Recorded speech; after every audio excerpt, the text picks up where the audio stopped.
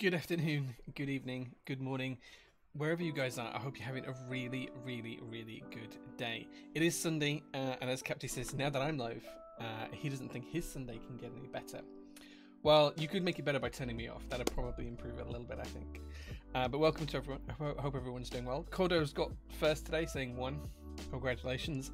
Anaki's always here as well. He says, evening Jay, hope you had a good weekend. I did. It was a productive weekend. I've thrown my back out again because I'm silly.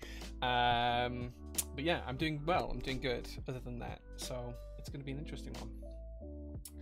What else have I been doing this weekend? So the reason why I throw my back out is because the wife made me renovate the spare bedroom and finish some stuff off in the bathroom that we started about 6 months ago. So I had to dismantle the old bed and build a new bed, and now I've got my sciatica playing up again, which is cool. It's fine.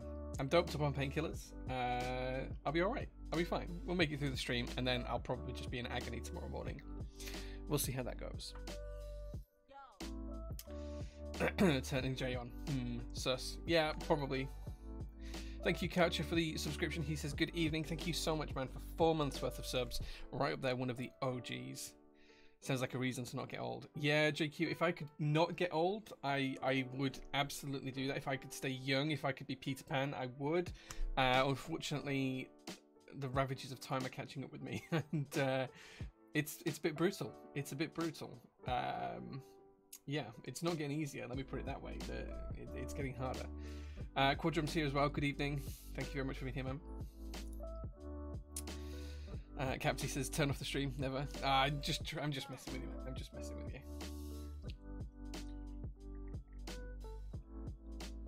Other soft drinks are available.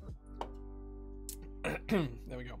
No coffee today as well, as you might have mentioned or noticed that there's no coffee today. The reason for that is because Mel and I drank all the milk on Friday, so there's no milk at the workshop on a Sunday for me to make a coffee with, and I haven't nipped to the shop yet, so no latte today, which was really disappointing because I've been here about 4 hours tonight doing a few other bits and pieces. I had to prep some boxes and move some stuff around in the workshop ready for tomorrow because we think the Icky Aurora 68s are going to arrive Tuesday, Wednesday, potentially. So we're trying to clear up as much space as possible so that when they do arrive, we have the space for them. So yeah, that's coming this week. As well as that, we also have the JR1s to ship out. So that's going to be priority #1 this week, shipping all of the JR1s out. So they're all ready to be packed up. They just need gaskets and bump-ons dropping in the boxes, and then they can be shipped. So that's all going to start from tomorrow morning, first thing on Monday. It contains 30 milligrams of caffeine per can. Great, I need like 10 cans then. Something like that. I like my coffee strong. So, yeah, it'll be fine. It'll be fine. So, yeah, so the priority #1 tomorrow morning is to set up all of the JR1s, get those packaged, get everything moving with those, get DHL booked in. There's another couple of hundred parcels just in the doorway that, in fact, I was about to upload an Insta story. I'll upload that now. You may have just caught the fact that I was looking at more cars on eBay. Right, Insta story is uploaded, or it's in the process of uploading. There we go. We'll leave that and let it go. Yeah, so JR1s tomorrow morning. We're going to put the gaskets in the box, the bump-ons in the box, and the mini 3D printed JR1s in the box, and then they're going to be labelled and sealed. And we're going to ship out as many as we can, as fast as we can. Hopefully we'll get them all out this week. I was going to do DHL, like a full big collection where they send an actual 7.5-ton lorry. They collect everything.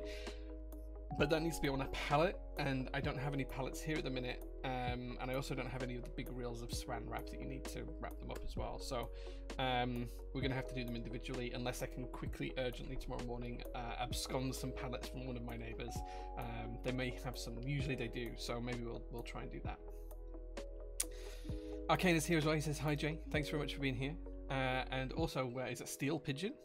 Steel Pigeon, thanks very much, man. He says, first time catching one of your streams today. Thanks very much for being here, man. I appreciate it. Unusual is here as well. He says, evening. Hey, man. Good to see you. Thank you very much for being here. Yeah, we're going to be building a Pneuma. I think it's pronounced Pneuma. It's got a silent P at the beginning. I don't know if it's Pneuma or Pneuma or Pneuma, but I'm going to call it the Pneuma. And that's what we're going to go with. So we're going to be building that today. It is one of the early private group buy stroke prototype runs that Steph Walters arranged. So I'll show you guys that. We'll build the board. We're going to be using some new switches today. We're going to be using these shrimp switches, which are pretty cool. They're a light to medium tactile. These are completely stock. I just don't have time to loop switches these days. Pneuma. Yeah, let's go with Pneuma, yeah. So we're going to go with these switches today. They are completely stock, unlubed, but they're tactile, so I think that's fine. Durox stabilizers, because they are the closest ones I have that match the switches. And then you guys will get to pick the keycaps at the end, which would be interesting. You think I'm pronouncing it right? Okay, I can pronounce it left if you like. Storesness, thank you so much for the subscription. Thank you, man. Thank you, I appreciate that. This is the board that was supposed to go into group buy a while back, right? Yes, it was the Pneuma was originally supposed to go into group buy, I think, in late 2020. And this private run actually ran in 2020. I think we paid for it around June, July, August, sometime like that last year. And it took quite a while for it to be produced, so I only got it about a month ago. You might have seen it on my Insta stories. So I finally got the board in, and this is when we're going to build it. So yeah, we'll see. We'll see. Golden Ratio is here as well. He says, "Evening, Jay. Hey man, good to see you." Storesness on a 5-month streak. So I thought I thought Karcher was one of the OGs at 4 months, but it looks like Storesness is there at 5 months. Thank you so much, man. Thank you so much. I think you guys might be the first ones with the yellow badge. I think. I'm not sure. We'll see. I have to look at the badges. I can't remember which color order they go in. If they may collect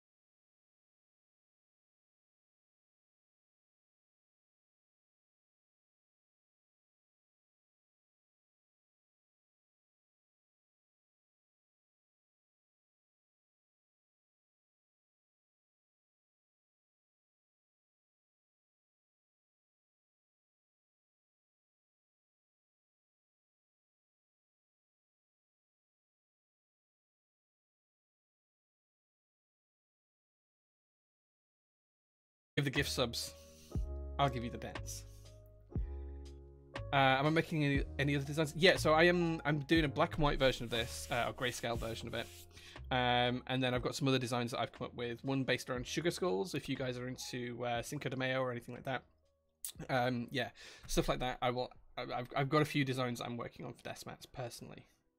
So yeah, definitely keep checking them out. They'll be on the store. They'll be for sale with a few vendors worldwide. Like, there's nothing major, but yeah, they're just going to be a few designs that come out.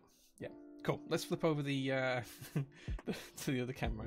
I'm trying to blackmail Nick. I don't know how much blackmail that's going on, but we'll see. There you go. You can kind of see it a little bit better. There's the fox. There's the moon. Some mountains. Some trees. A lake. It's just nice, right? It's nice.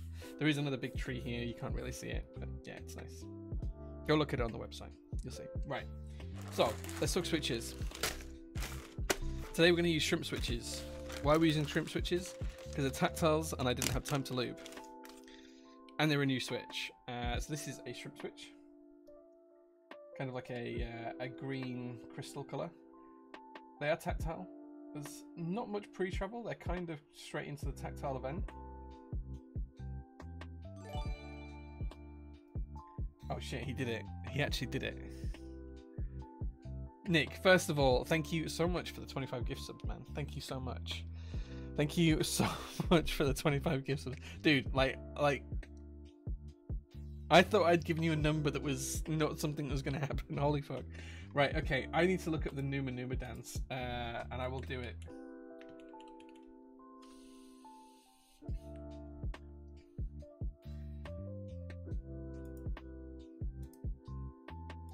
Okay, let me look this up and see how it goes. Oh god, this is gonna get me banned because it's probably yeah. Like I might have to do the dance without the sound because I don't know if I can play the music. Okay, yeah, okay, I've got it here. Right, okay. If this gets me this video demonetized on Twitch or YouTube or whatever, Nick, I'm blaming you. But you did do what I asked you to do, so I'm gonna do it. Right, okay.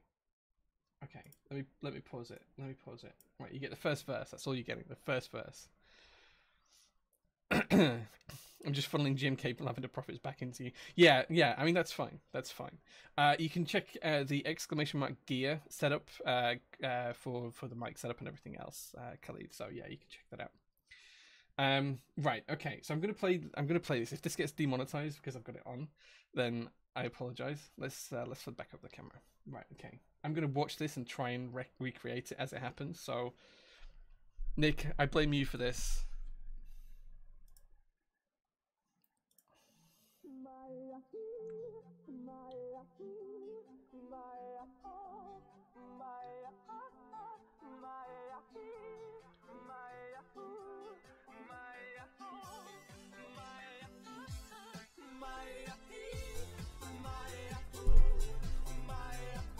Right, there you go. That's all you're getting. I've done it. Done. No more.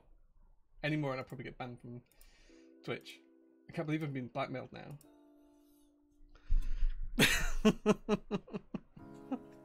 Wow, there you go, Nick. I hope you enjoyed that. Right, back to the build. That's the most embarrassing thing I've ever done on stream for money. Wow. Right, okay. As I said, we're using shrimp switches. I don't know why they're called shrimp switches, but they're kind of like a medium tactile, I'd say. Very, very quick onto the tactile. Is it possible to cancel a multi-month subscription? Asking for a friend. No cancellations. You're in this for the long journey now. Very little pre-travel, and then it's straight into the tactile event. I don't feel like these are going to have much of a bottom out sound, but I might be wrong. They feel nice though. They feel nice. They feel nice. That's what we're going to be building with today. Oh god, I don't want to know where Nick's putting that clip now. I don't want to know where he's putting that. Stabilizers, we're going to use these. Thank you again to Leandron over at Mechanis for sending me over a whole bunch of these. So these are the stabilizers we're going to use today. These are version 2 of the Direct stabilizers. Oh no. Oh no. Did you say clip? Oh no. I'm going to have to play this. Is this really bad?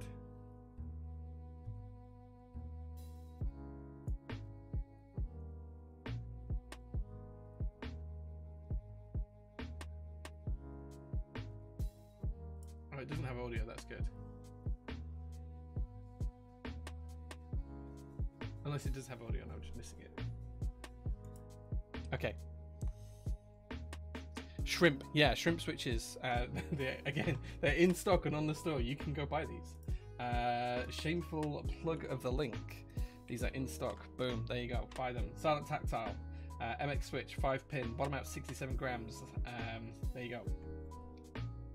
Silent tactile. They feel interesting. I think they're going to be okay. Let's say I just wanted something different for this build, and it's a silent tactile, which is probably the least switch, the switch that needs the least amount of lubricant, right? So there we go.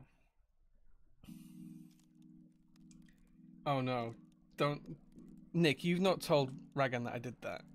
No, Ragan, please don't watch that clip. Oh, I need to delete that clip now. Nick, what have you made me do? You are making me. You're pimping me out to myself, and I don't like it. Twice in one stream, so much chilling. Yeah, I know. Yeah. You're really off the line. Oh, great. Oh, great. Thanks, Nick. Thanks, Nick. I appreciate that. I really do. Right. Kaja Hart is laughing at me. Great. Thanks. Okay. It's on the internet forever now. That's fine. I've done more embarrassing things on Top Crack. That's fine. Golden Ratio, thank you very much for the 4 months of subs. He said that clip is going viral. Thank you very much, man. I appreciate the sub. And hey, what, you know, Nick, if you send it to me, I'll put it on Insta. How about that? Right. In terms of keycaps today, you guys are going to get to pick the keycaps later on. You're going to have a choice of a few. DCS Nightfall, GMK Dual Shot, GMK Shoko, GMK Olivia, and GMK Sky Dolch. Those are going to be your choices later on. Don't worry about it for now because we'll do a poll and you guys will be able to pick from a poll what you'd like to pick. That will be the swipe up story for the Pneuma group buy. It fits nicely. Yeah, sure. Yeah, let's do that. Yeah, thanks guys.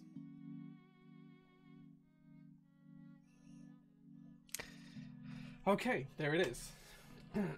Why do I do these things to myself? Okay, let's talk about the keyboard now. So, here is the keyboard. This is as it got shipped to me. So you guys can see, I have opened it and looked at it, but you guys can see the unboxing experience. Just a standard plain box, that's all it was, with some stuff inside.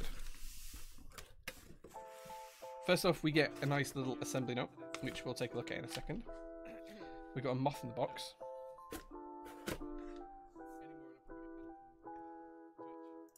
Why is that playing? We've got a moth in the box. We have gaskets. These are cut gaskets, there we go. Oops.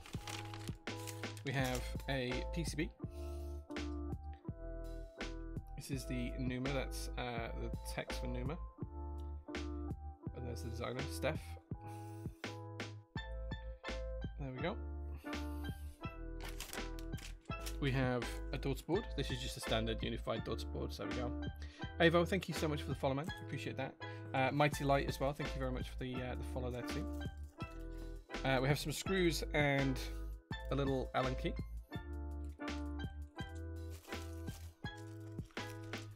Another daughter board. We'll only need one, so we'll put that to one side. Some, I assume these are going to be the feet. Some nice long strips for the feet. A JST cable.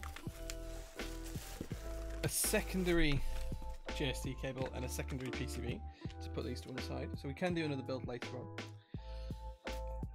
And then here we have the board itself.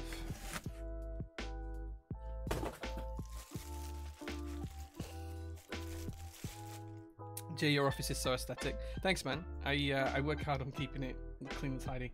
I don't really. I just do nothing in it. But thank you, man. It took a while to get everything sorted in here, but it now feels more like a streaming setup. When I moved from my home setup to the workshop, the plan was always to do something in here, and it took me nearly a year to actually do something. So there we go.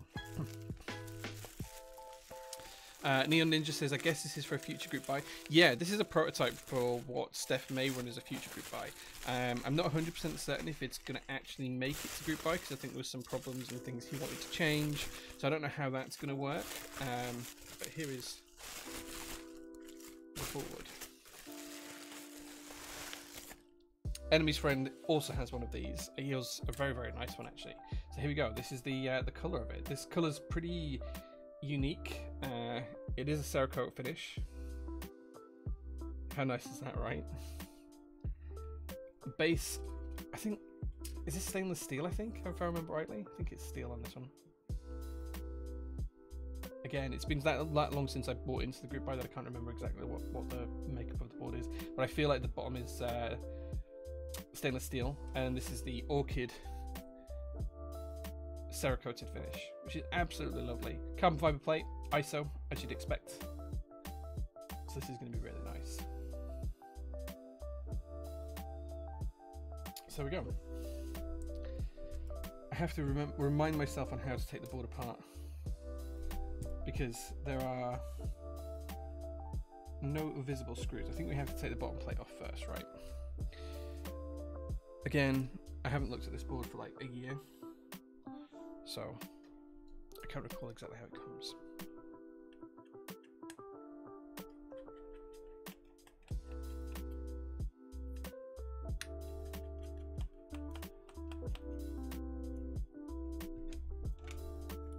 So we can do those two screws. That takes off the back plate. I believe, I feel like this is stainless steel. I might be wrong, but I feel like it's stainless steel. But this is basically a back plate, and it's just held on by two screws. You'll notice that we've still got a keyboard base in here, and I don't want to lose the screws when I turn it over, so I'm just going to be a little bit careful to do this. There we go. Pop these in here. And we still have the base inside there as well. So basically what you'll see is all of the screws are hidden through that mechanism. So we can take the rest of the screws out and then take a look at the rest of the board. Yeah, I'm pretty sure it's stainless steel. It feels like it's like heavy enough to be stainless.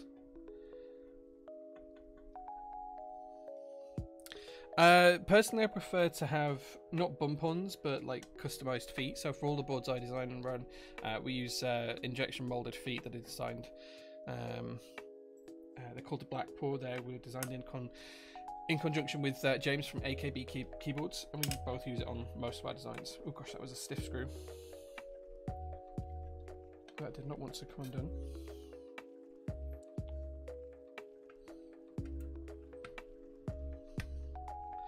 Interesting to see your take on the slow rebounding gaskets. I mean, they're just foam, right? This is just a PE foam.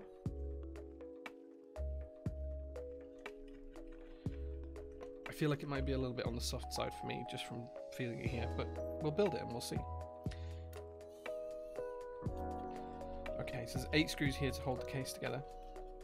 And you can see here, these 4 screws will hold the daughter board in place.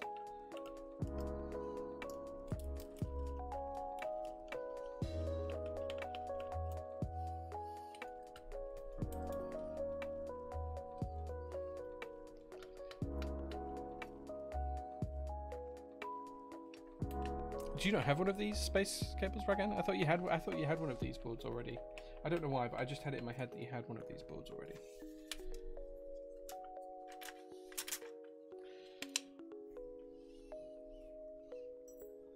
Okay, now this should all come out. I think there's one screw that's just slightly holding on here. Let's see if we can get this out. You're not pog enough. I'm not sure how I got invited to it either, to be honest. There we go. Okay, now we've done that, the top case should come off, he says. There we go. And this is where you can see so this is aluminium, this is really light, but it's this crushed orchid colour. This is really nice colour actually, this is an absolutely lovely colour.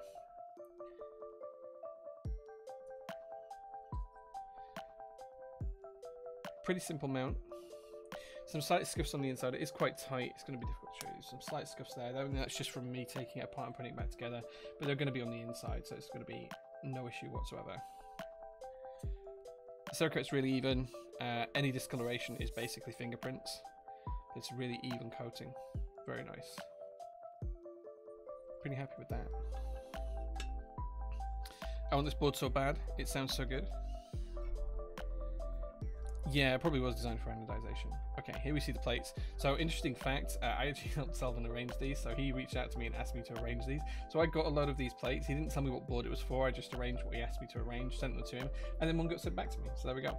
There we go. This is the ISO version of the plate, which is pretty cool. And then here we have the inside of the base. So you can see quite a few of the machine marks. I mean, this is going to be... you can see all the machine marks here. I mean, that's going to be the case because basically this is stainless steel and it's untreated as far as I'm aware. A few grease marks on it, but it's pretty nice. It's a pretty solid heft of metal is this. All the machining is lovely. All the machining is really nice. And you can see this groove is basically the alignment for the base piece, for the base plate, just to sit on it nicely. That's pretty cool. Pretty cool. Okay, so first jobs first. It's time to put in the daughter board. Go with CF, please. Oh, we're building it with a CF plate, don't worry. That's the only plate I have for it anyway. So what we're going to do is we're going to weigh it after we built it. If you want me to weigh it, I can do that at the end of the raid stream. So we're going to pop in the daughter board. And then, okay, so first thing I notice is the daughter boards are really, really tight here. I might have to trim the daughter board to get this to sit inside. That's a really, really tight fit. Like that doesn't want to go in. Like it should sit this deep. You see I've got it on an angle, but it doesn't actually want to go in. I don't want to force it in either and break it. We might need to just get some flush cutters and just trim around the edges of. So I'm just trying to score the edges of the corners, which is where it's getting stuck, just to take off a little bit of material.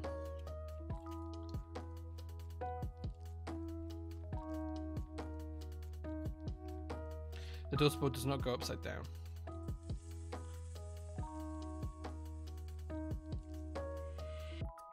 If the daughter board went upside down, you'd never get to the so it's fitting better now, but you can't get to the JST cable if you put it upside down. Like it's difficult to show you because of where the lights are, but you wouldn't be able to get to it upside down. And now it's stuck. There we go. So there we go. All we needed to do was just shave off those corners a little bit. So we just shave them down. That's now sitting in there nice and flush. It goes that way up. You can still get into the JST connector on the top, and the USB port is nicely aligned. So there we go. It'll be just tolerances on the daughter boards and on the case. I'd probably just make that 0.5 millimeter wider if that was me. But again, this is why we prototype, guys. This is why we prototype.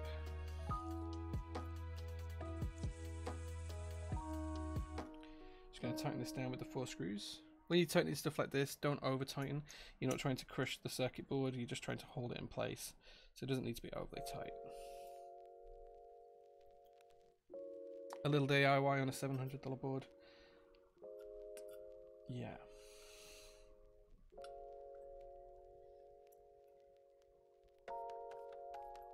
Okay.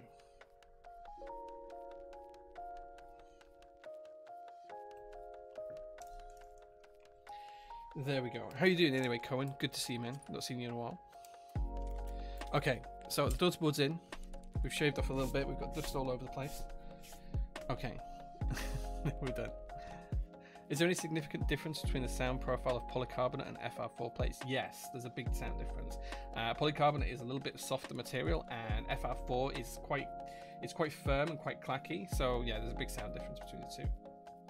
Liking the desk mat. I wonder who designed it. I wonder. But thank you very much, man. Thank you. It's been selling quite well actually, so that's a big win. Okay, I'm going to plug the JST cable in now. And then it's in place, and we just need to do the other end later on. Okay, so that's now the internals of the case all done, and it sits on that base plate just like so. We still have the gaskets to put in, which we'll do towards the end of the stream, so we'll pop that there, and pop the case on top. The reflection of the water is cool, right? It's so easy to do. It was like copy, reflect. And it took like 2 seconds to do. It was like copy just these elements, reflect, didn't copy them out, and as you can see, reflect, just rotated it 180 degrees, and then put a layer over the top to dim it. It was dead simple. Yeah. Well, actually, it's just a layer over the top, but yeah, nice and simple. I had this was the actual project that taught me how to use Illustrator. So I used designing a desk mat to teach me how to do Illustrator. Okay, we've got feet as well. We'll put the feet on at the end of the stream too. Okay. They say that takes some. It was a little bit more than 2 seconds, but it wasn't a difficult process. Like originally, the mat didn't have this bit in here, didn't have the reflection of the trees in. It was literally just a blue bit here. It was just this blue color, this blue-green color. It was just that all across. It was solid, and it was kind of like a last-minute decision to do that. So there we go. Right. These are the instructions we get. I'm going to read these out to you. So it says Pneuma assembly note, private group buy 2021. I think I actually paid for this in like over a year ago, and like I want to say it was August 2020, but anyway, 2021, 2020, whatever. Hi there. First of all, thank you for purchasing a Pneuma during the private group buy. Okay. It's been quite a ride for the wrong reasons, but I'm happy to finally be able to deliver the board to you. I hope you're happy with the end result, and I'm looking forward to seeing your final build results. Reason for including this note is to provide some extra information regarding the assembly of the stainless mid part. Due to the nature of stainless steel, there is some avoidable stress when there is still some unavoidable stress inside the material from machining.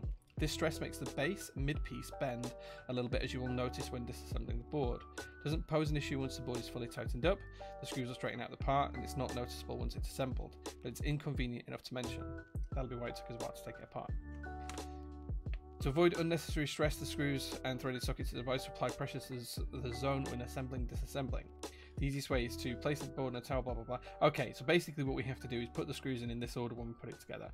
We'll have to remember that. I usually do go diametrically opposed anyway, because from building engines, that's just the way I was taught to put screws in. So we should be okay. But yeah, we'll remember this when we get to that. We should have read this note before we disassembled it. It should be noted that this does require a bit of force to the part, and if you're feeling much resistance from the screws, you're not applying sufficient pressure to the base. Please don't try to over-tighten the screws since this damages the threads. Okay, so I have to apply pressure, but not apply pressure too much to the screws. Okay, let's come back to that. Let's come back to that. Pneuma, yeah. Pneuma, thank you, Russ. Yeah, thank you. Paper instructions. I know, right? It's cool, I guess. It's one of those things. I want a Regan desk mat. Yeah. But send me something, Regan. If you've got some desk mats you want to send me, I'll take them off your hands. That's fine. Do I like Topra? Do you know what? I don't like Topra. I don't make any bones about it. I'm not a Topra fan. That being said, I am looking at building a Topra board just to say I've done it. But yeah, I'm not usually a Topra fan. How are the shrimp switches? We'll see when we've completed the build. We'll see when we've completed the build. Okay, so this is a wind keyless 60% in ISO with a 7U bottom row. So what do we need? We need a 7U spacebar stabilizer. We need our ISO enter stabilizer.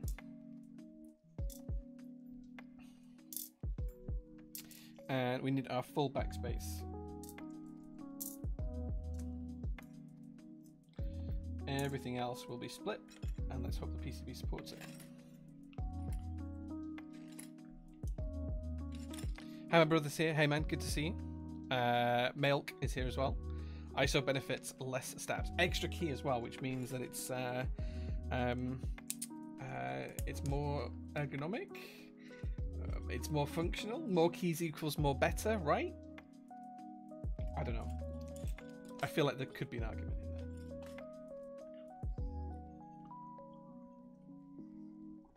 ISO gang, yeah. SKCM Brown Alps, my favorite switch. By far, my favorite switch.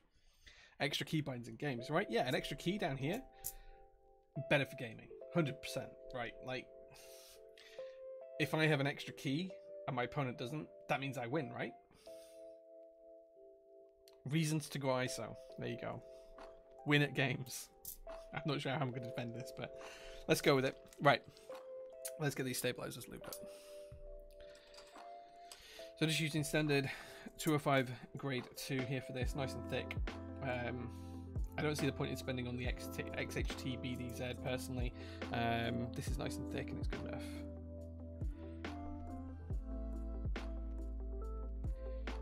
Remember guys, don't put on too much here. It's always easy to add more lube later on than it is to remove it. So just take it steady.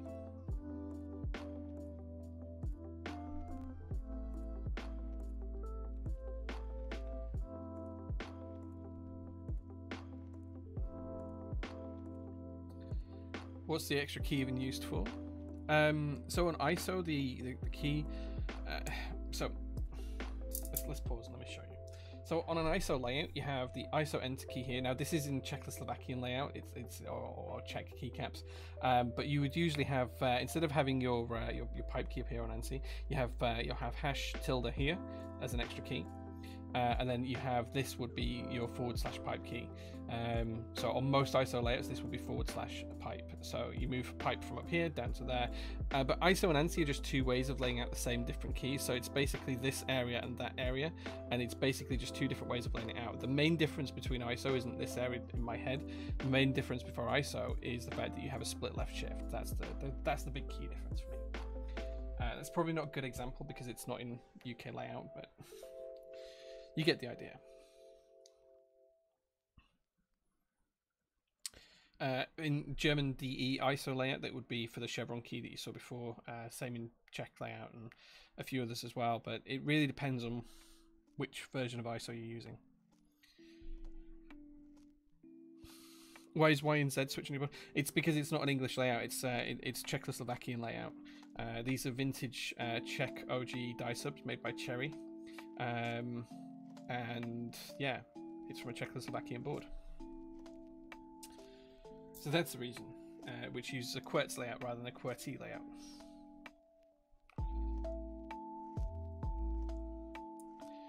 Yeah, I use ISO because ISO is from where I'm from. ISO is it's like a European thing, really. Is ISO.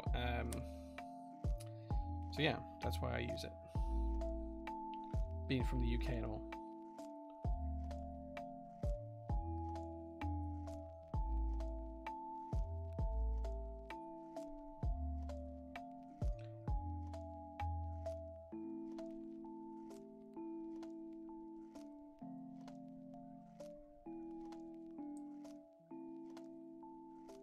Threx is here. Hey man, good evening.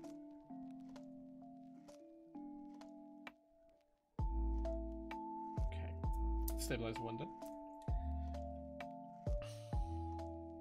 I wish they would choose a world standard layout. Like the whole point of custom keyboards is that it's custom, right? You can have whatever you want. That's literally the whole point of custom keyboards. I think if we all move to a single standard, then that's not going to suit everyone. So that kind of takes away the benefit of using a custom keyboard. I think, in my head, right? Let's have a custom keyboard, but let's all have the same.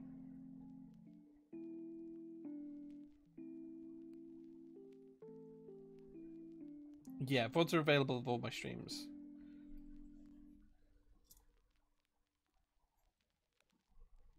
Do I have any workshop streams coming up? Yes, I have a few workshop streams coming up once we get things under control. So because of the sheer volume of orders we've had over the past month, I think we had like 2,000 orders in a day, which is nuts for like prototypists. That's kind of like a huge number of orders for a single day. We struggled to catch up with that, and then we've got the JO1s to ship, and then we've got the EQ Auroras to ship. Once all of that's done, we've then got the new laser cutter coming, and at that point, that's when the workshop streams will start again. So they are going to happen. There's also some more stuff going to happen. Mel's going to feature in a couple more streams as well. Look out for that. We're actually going to start to do not a news show, but we're going to start to bring something a little bit different, a little more interesting to the hobby.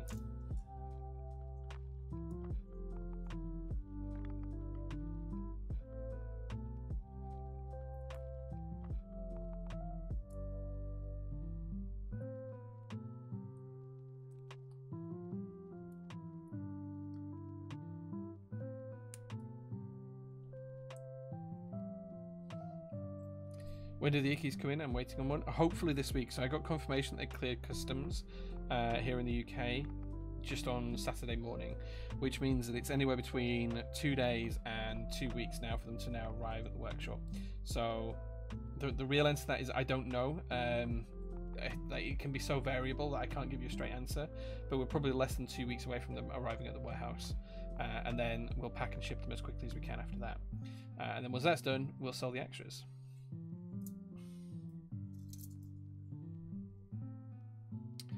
You can follow the updates on the website. If you just go to the website and click on updates at the top, all the latest info is posted on there every single day. So there you go. ISO boards are a pain to get just how you want, but much more satisfying when you have something you actually want rather than going the easy path. Yeah, I'd agree. I try not to go ANSI unless I have to. Like if the board only supports ANSI, then I will build it that way. But I do try to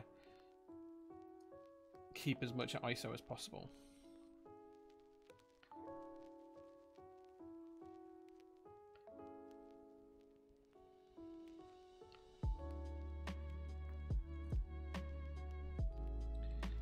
Yeah, the banana splits from TKC. So what happened with those is they got shipped to me, and they got through to customs here in the UK, and there was an issue with the customs documentation.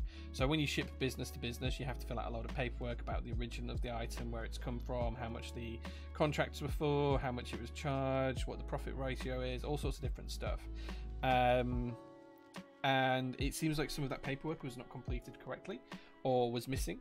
And they reached out to the shipping company that TKC uses, but for whatever reason, that information was never provided to the shipping company, so they got sent back. Which means that they're going to get reshipped to me at some point soon, and then as soon as I get them, I'll ship them out, guys. But it's frustrating for me just as much as it is for you guys. It's difficult, and it's just one of those things, but we'll try and get there. Yeah, so I use this mouse on all of my setups. I've got a workshop setup in the workshop just through the other room, and I've also got a setup at home as well. I use the same mouse, not the physical same mouse, but the same actual mouse, MX Master 3, at all of my workstations. Right, okay, so we've now got our stabilizers done. Let's pop these in the board. I'm just going to slide these in. Oh, we are, if we can get them to fit.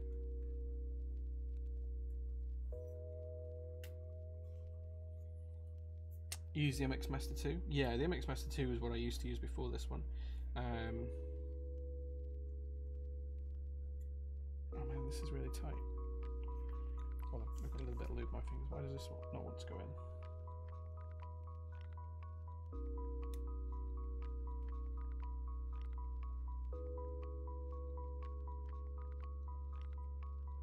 Is this a stab issue, or is this the plate? Hold on, let's come back to that.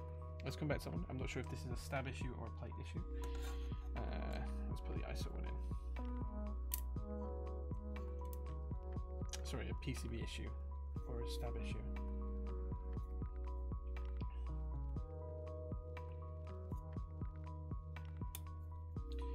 So it's gone in. Okay, interesting. There we go.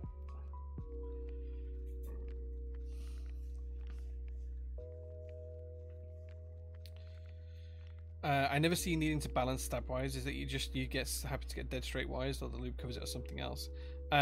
So for all the stab wires that I get in, every time I get a packet of stabilizers, I have like a 3D printed jig that I put the stabilizers in, and it will line the wires up and bend them straight.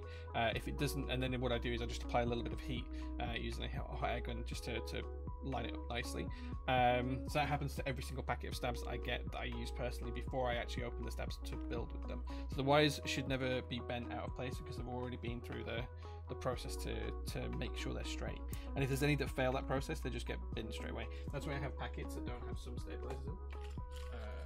So for example, I have another packet here, and it had the 6.25U wire taken out of it because it didn't pass.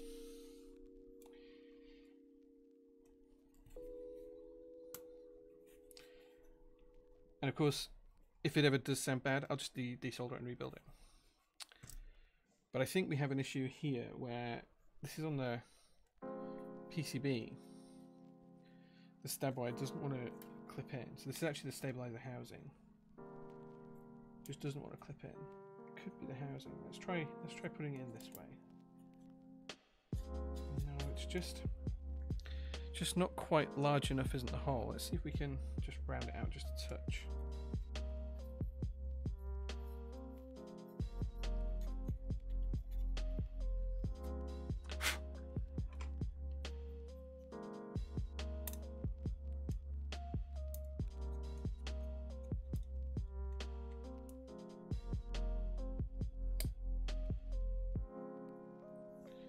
Sell it millions right there. It's just a 3D printed getup. It's nothing special.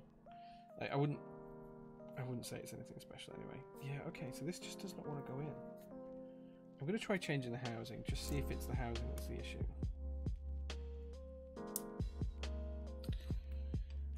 Let's build up another housing, see if we can get another housing in.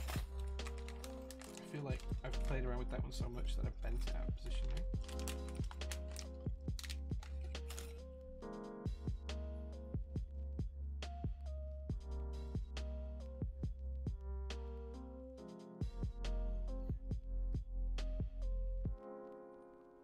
Touch up the wire a touch here.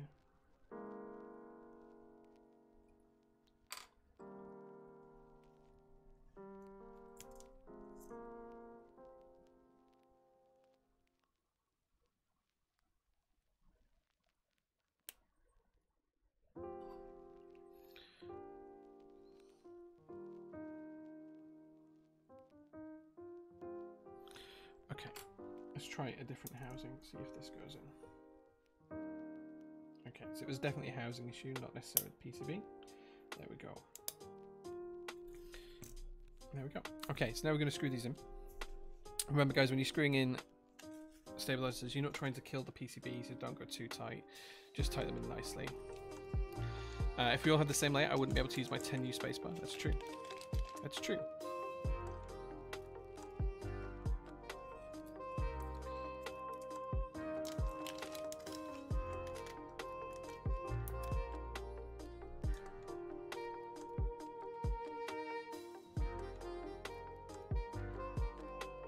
Takes me ages balancing on my phone. How do you balance them on your phone? Is this a method that I'm not aware of?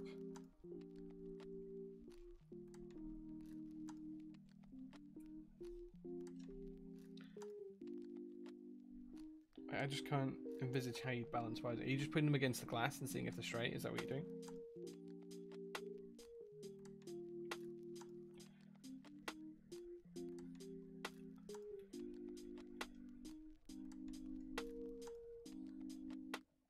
Raging Asian, hey man, congratulations on your P4 the other day. I didn't see the end, but I did catch quite a few of your laps. Yeah, just using the phone as a fast. Okay, makes sense. Makes sense. Yeah, I get you now. I get you now.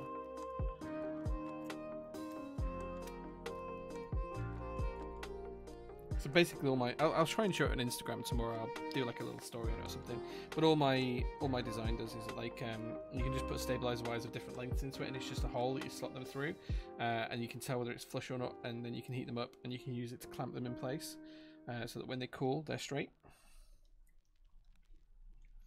It's that simple.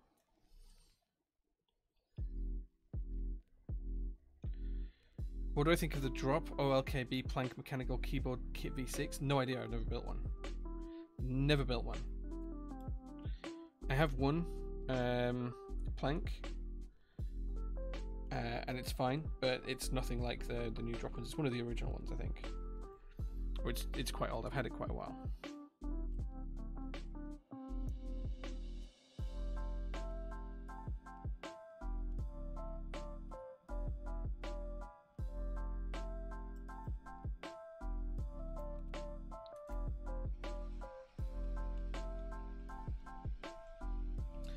Okay, there we go.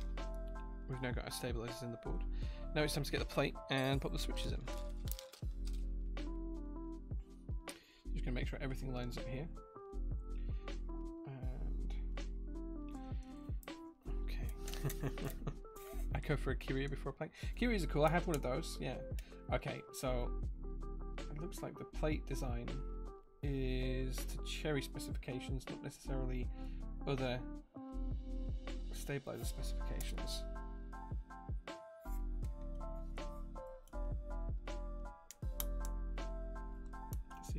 get this to go around the stabilizer housings.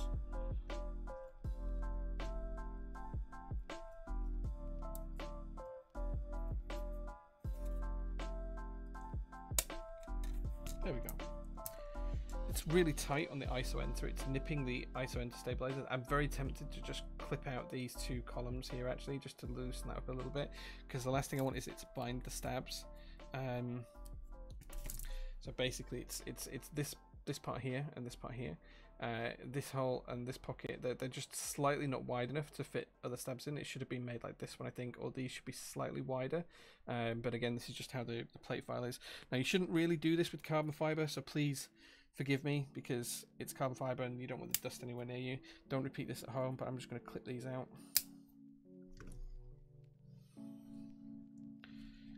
And that's just to make sure it's a little bit looser on the stabilizers. Because the last thing I want is the stabilizer to bind.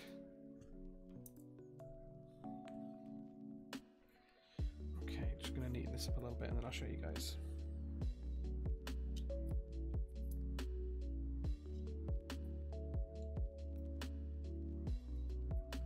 So you can see there, we've just taken them out. It's relatively neat.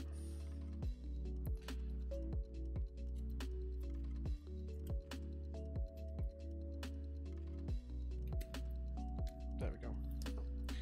Yeah, please don't do that at home, guys. Okay, and now that fits much better, so that just sits on nicely now. So there we go. Yeah, that's exactly what the issue is, yeah, but instead of like accepting for that and building your tolerances on the plate design for it, they haven't done that. Thank you, this is my first desk mat design, so thank you very much for that. Looks like it came like that. Yeah, right? Sure. Okay, right, so now we're ready to put switches in. Let's get some switches in.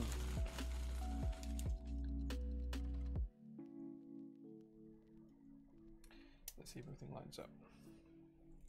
Yeah, please don't mess around with carbon fiber too much at home. It's the dust can be a carcinogen, so be very careful with it. If you're going to cut it, really you should be cutting it on a water table to make sure that you're not getting any dust in your lungs, a little bit like you would for some other materials. FR4 is the same as well, guys, so be careful with that too. I'm just going to drop in a few switches in a few different places, just to hold the board together more than anything, and then we'll start soldering once we've got all of the switches in place. There we go.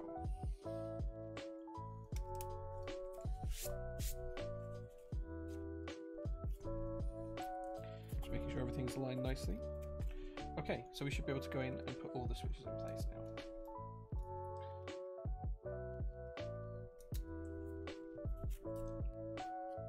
Asbestos plates when? I mean, you still can use asbestos for some things.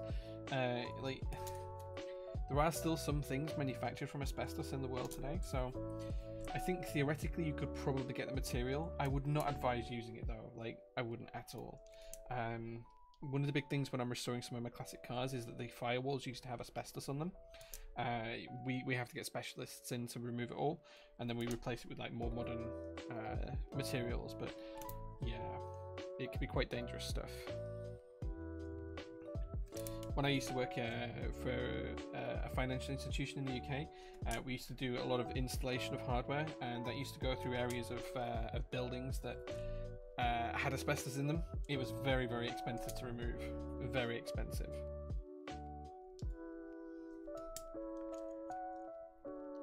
The Ikis, so all of the update, as soon as I get an update mythical, it's on the updates page. So if you go to the updates page on the website and you scroll down to keyboards updates page, go to the Notion there, search for the keyboard you're interested in. Whatever the latest information is on there, that's the latest information I have. I never have any newer information, because the second I get the information, the first thing I do with it before acting on the information in any way, shape or form is update the updates. So the latest position is always on there. Always on there. Redeemed Stretch, thank you, Celestial.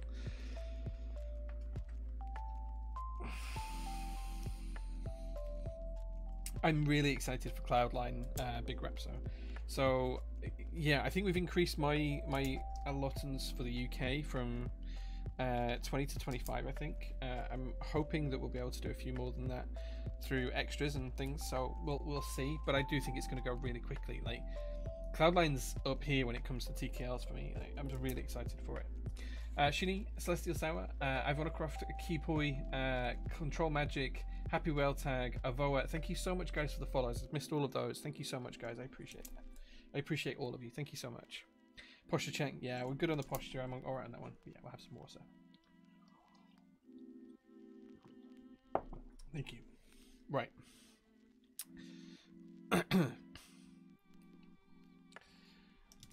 Yeah, is anyone else planning on going for the Cloudline? Like, all the vendors are getting really hyped up for it. It's going to be a really good, fun board, I think. I'm very excited to try and get one myself, because, like, I feel like if I just use the fact that I'm getting them as a vendor to get one for myself, I feel like that's cheating. So what I do is I load up the website on my phone, and the minute I click go live on the website, I'm like trying to hammer through to buy stuff just to make it fair. We're gonna go with stepped capsule.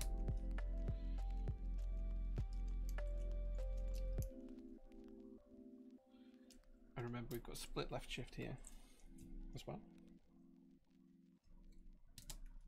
which this plate actually enforces, so I have to go with split left shift here, same as I have to go with split right shift as well.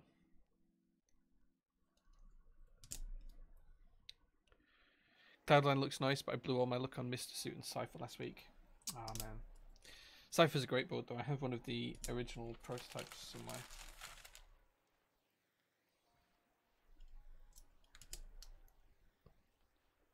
What's Cloudline? It's a high-end TKL that's coming soon. You can see it on Keycaps. If you just search for Cloudline on Keycaps, you'll find it.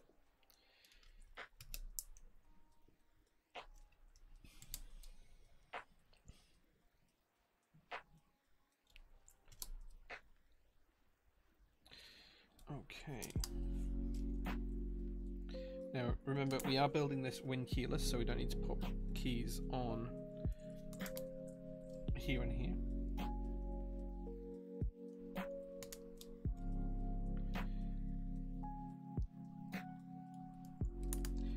Geon boards, I have quite a few. Yeah, so we're actually going to work together to bring the frog for the next round to the UK, and the F2 as well, hopefully. Geon and I are working on that together at some point soon. So that's in the plan. We're going to try and get them in the UK for UK peeps. But in terms of, do I have any Geon Works boards? Yeah, I have a few. I've got one frog, and I think I've got 7 or 8 F1 ATEXs, I think, something like that. I don't know. There we go, guys. Switches are now all installed. That looks pretty good. Oh, we missed the spacebar. There we go.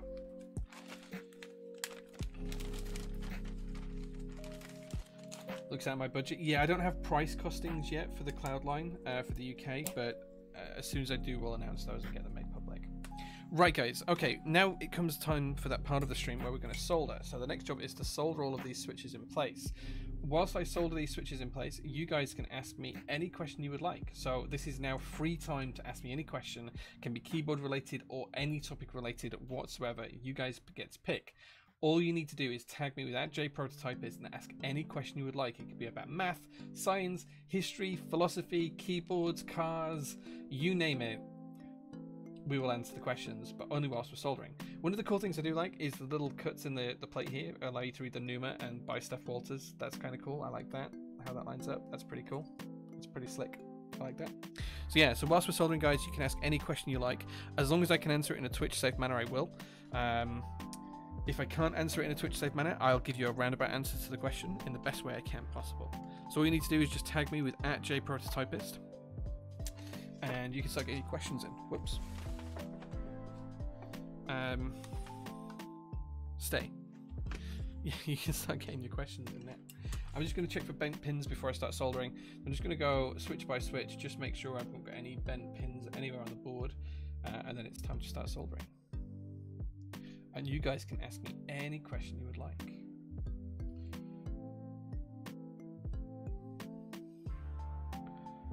Okay, doesn't look like we've got any bent pins. Looks like we're good to start soldering. Here we go.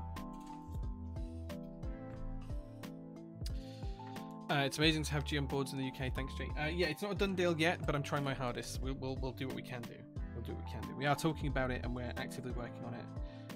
So it's going to happen, as far as I'm aware. I don't think the numbers will be huge, but we'll do what we can. Do you know what your listing price of the Jinko 65 will be? No, it's probably right. To get a rough idea, and it may be slightly more or slightly less than this. But if you take the US price, convert it into GBP, and then multiply it by 1.2, that should give you a kind of ballpark figure. It should be within 10% of that price, depending on exchange rates and Shopify fees and all sorts of other things. So the reason why you multiply it by 1.2 is because in the UK I have to charge you guys UK VAT. So that's a really, really rough guide. That's a really rough guide. It's going to be slightly more than that, like 10% more or something like that, just because of the way that things work. But yeah, that's a rough way of working out roughly what the price should be for most things. The exceptions to prices on stuff like that are things like DCS sets, because the US vendors can get them so much cheaper that the US price is actually significantly cheaper than the UK, because it just costs us a lot more to ship them over here. So US vendors can theoretically get paid like $2 a set to ship it over to them. For me, it costs like nearly $9 or $10 to ship a set over here, because manufacturer of Signature Plastics is in the US. So for most products, you can just convert it to GBP, multiply it by 1.2, and it's going to be broadly that price, maybe a little bit more, maybe a little bit less, just depending on exchange rates and a few other bits and pieces, Shopify fees, taxes, any other customs fees that we know we have to pay that aren't covered for other vendors, that kind of stuff. But it's a rough idea. What's my favorite switch of all time? I don't think I could answer that, Sharpie. The reason for that is because I use so many different switches that the answer to that will change weekly. I think if I had to answer it right now, I'd probably go for SKCM Brown Alps switches. That would probably be my guess right now. They're an Alps tactile, but they're incredible, especially when they're lubed just right. Take it to Cloudline when it's available on your store will be locked to the UK, Jay. Yeah, for the first 5 minutes it'll be locked to the UK. After that 5 minutes it'll be open worldwide. So if you want one, you need to be quick.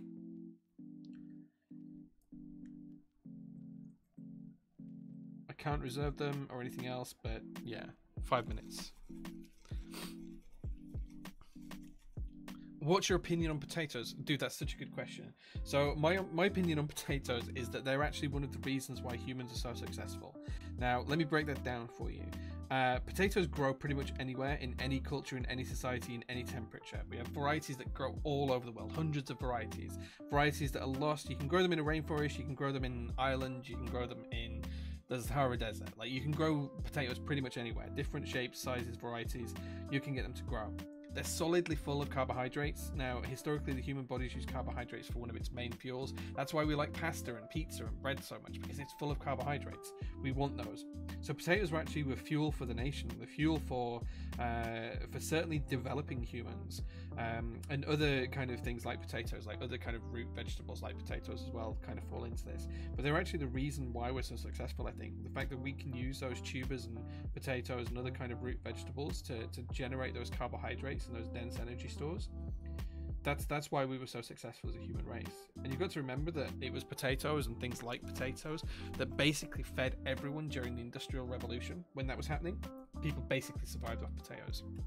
That's why the potato famine in Ireland hit so hard, because everyone was using them to fill out a stew or to fill out their meals, and to just basically give them full bellies. So potatoes, we owe a lot of our history to potatoes and other kind of root vegetables.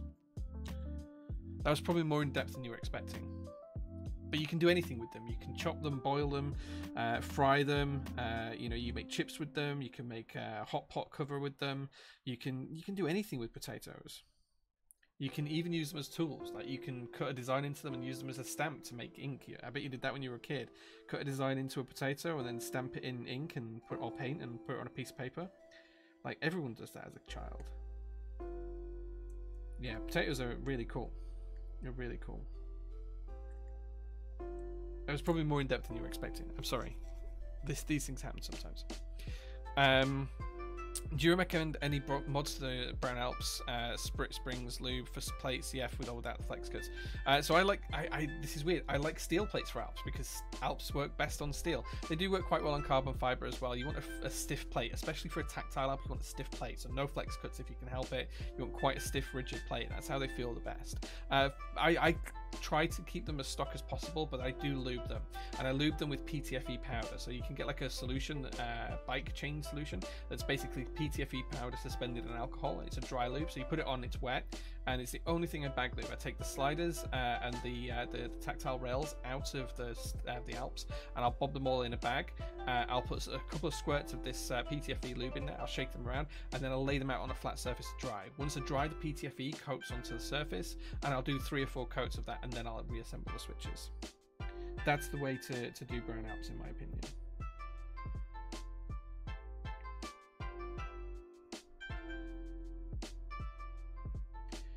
Okay, next question.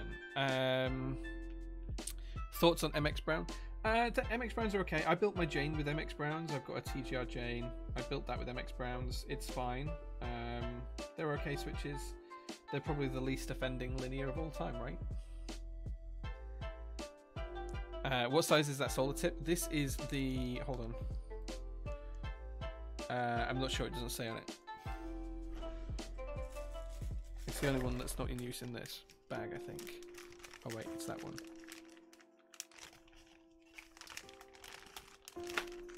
This one is... it's a TS100 B2. It's a B2 soldering iron tip. There you go. There you go.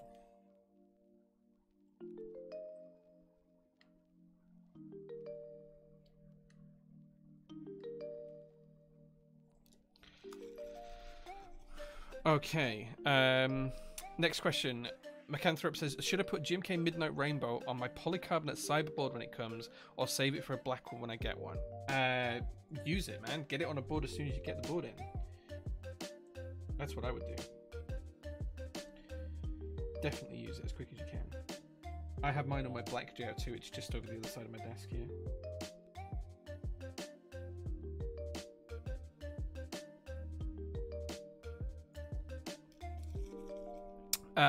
Storesman says Lodestone. Yeah, Lodestone, that's the thing. We've got fully working prototypes. We've had them for over a year. Just Flex and I haven't found the time to sit down and go through a few of the last design tweaks we want to do. There's a couple of little things that just niggle both of us that we want to address. We've just never found the time to do it. Maybe we'll get that done at some point. I don't know. I don't know. The longer it goes on, I don't want people to live in false hope. Like, the board works, the idea works. We have working prototypes, and we just have a few niggles that we want to sort out, and we've never got around to doing it. It was always a passion project. It's never designed to be like a commercial endeavor. So we'll see. We'll get around to it at some point, I'm sure. Potatoes. Boil and mash and put them in a stew. Yeah. What a great answer. Egyptian King, was that to the potato question? Or was it something else? Potato battery. Yeah, right, dude. Like, you can do so much with a potato. Like, they're really cool.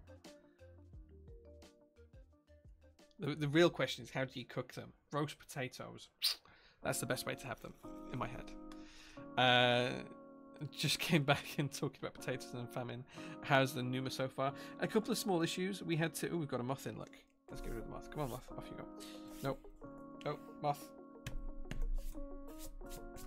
There we go. Murdered a moth on stream. Oh well. So we've got a few small issues. The case tolerances are really tight with the Cerakote being on there rather than it being anodized. I'm not sure if that's just part of how the design was, or if there's a wider issue with that. The only other issue we've had is the fact that the daughter board had to be trimmed to fit into the case, and then the plate was designed with cherry stabilizers in mind. I'm not using cherry stabilizers, so we had to trim the carbon fiber plate just to make sure that we could get the stabilizers through the plate when we're putting the switches in. And that's it. That's where we're up to. We're just about to finish soldering. There we go. Woody says EPBT PBT thoughts. Yeah, EPBT is a great manufacturer. It's come on leaps and bounds in the past couple of years. It started off a few years ago as not being particularly amazing, but the quality that they're pumping out now is way better than anything they've done previously.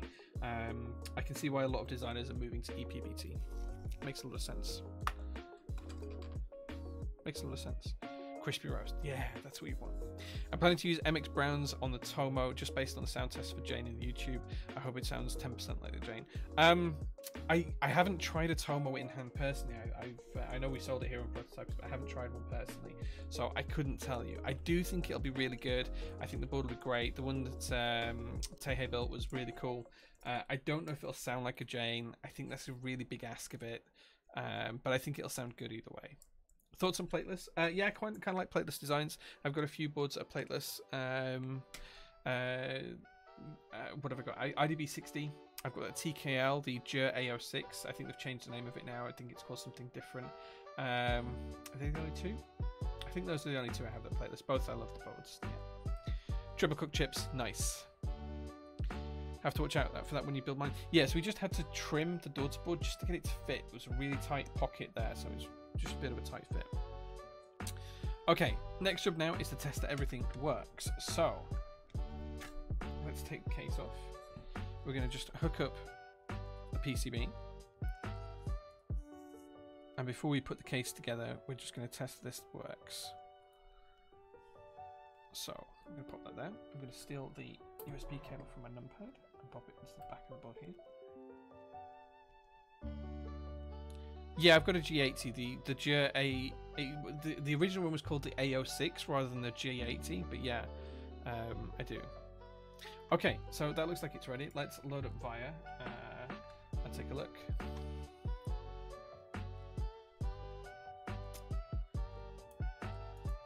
Okay, it's not finding it in Via. Okay, so let's not do that. Let's use Switch Hitter instead. I thought it was Via compatible. Okay, can you guys see Switch Hitter? No. Why can't you see Switch Hitter? Okay, let me add Switch Hitter to this.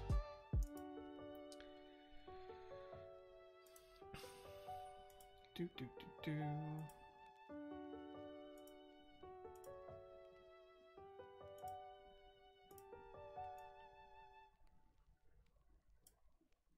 Okay.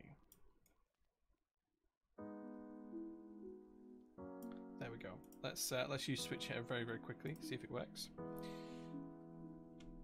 Oh, well, we got a little bit of a short there. Let's see if it's because it's resting on the case. Yeah, okay, so it was resting on the case, so we've got a little bit of a short there. Backspace does work, but it comes out as the wrong key.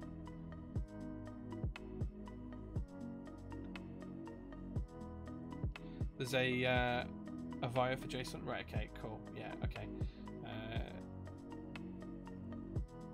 So there is a JSON file that we can apply to the board to get it to work in Via. So we'll do that later on.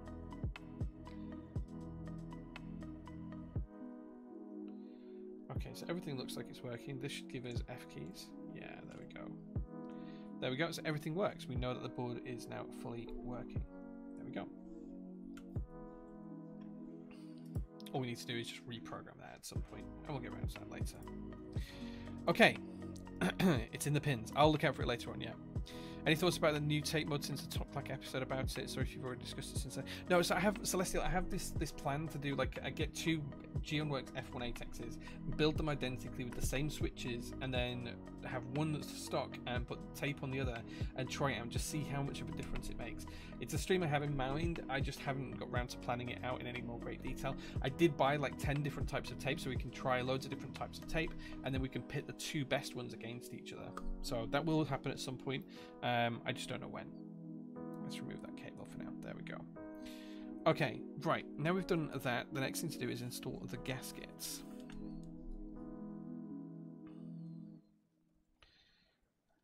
And then once we've installed the gaskets, we can install the rubber feet, and then we'll be good to put the case together.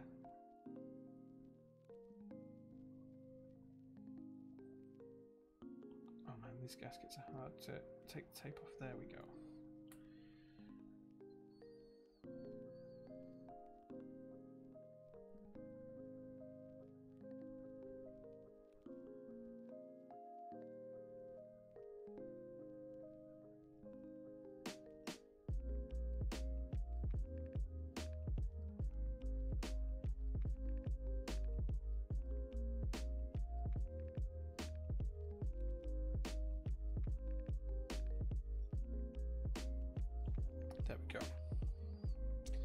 how much did this board cost? I think it was like 500 euros, so about $700, something like that. I think that's the kind of price range it was. I'm going from memory here, so I could be remembering it slightly wrong, or I could be correct. I'm not sure, but I think it was about that.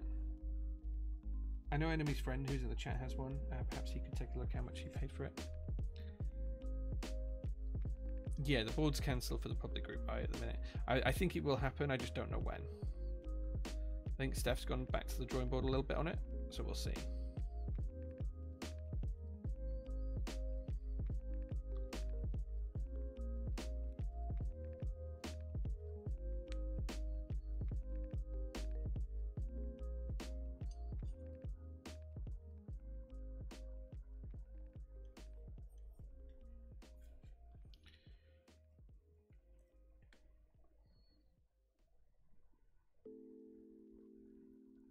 You wouldn't mind a brass weight? I think it's nice with the stainless steel. We don't use enough stainless steel in the hobby. These gaskets don't want to come off this. It's like a sticky adhesive back. It just doesn't want to come off. There we go.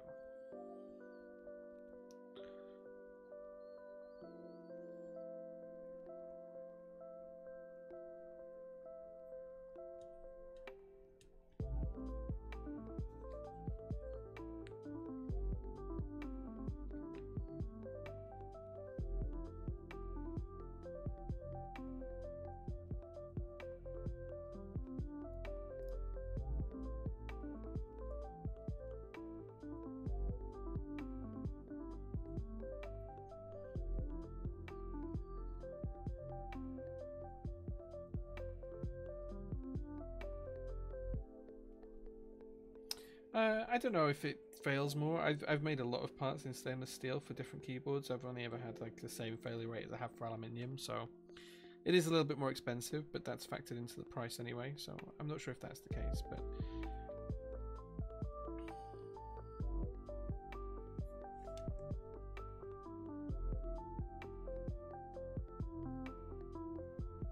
okay, that's that side done.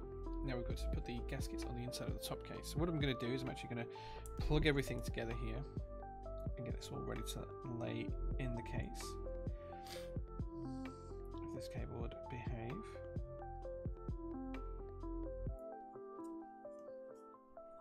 I'm just going to lay this down into the channel that's provided. There we go.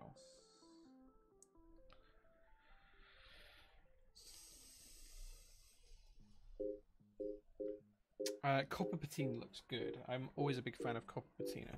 Right, let's get the gaskets put into the top case. Oh, I have messed up on the gaskets actually.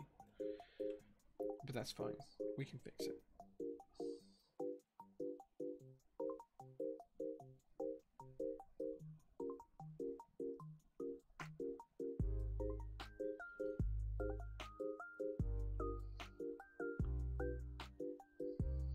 What would you say is your favourite 60% board today? I'd struggle to pick just one. I have quite a few 60s. I've really struggled to pick just one 60. I mean, of course I love the JO2 because that's my design, but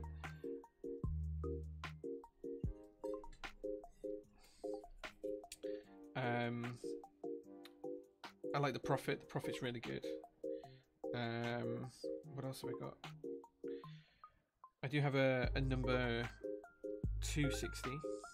Or wait, is it a number 160? I can't recall. Might be number 160.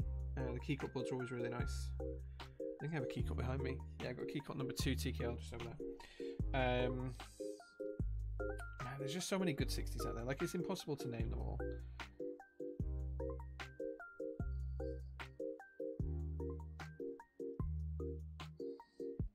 I think the first good solid 60 I had was the E6V2. Don't know if you guys remember that group buy. I think it was a 2016 group buy, 2017 group buy, something like that.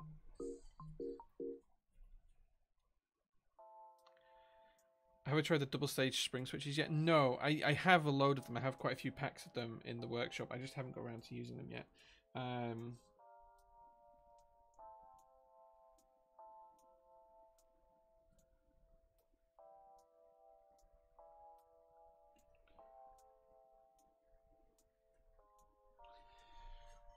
I will at some point. I will at some point.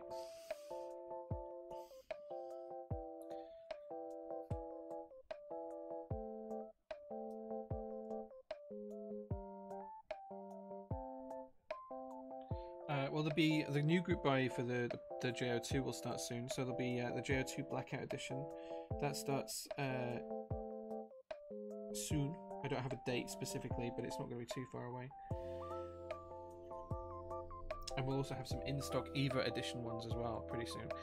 So those have already gone out to the group by so like kind of like a semi-commission, and I had to buy some extra units to make it up to the MOQ that the guys wanted to meet for the price point. So I've got some extra EVA edition JO2s to sell at some point soon.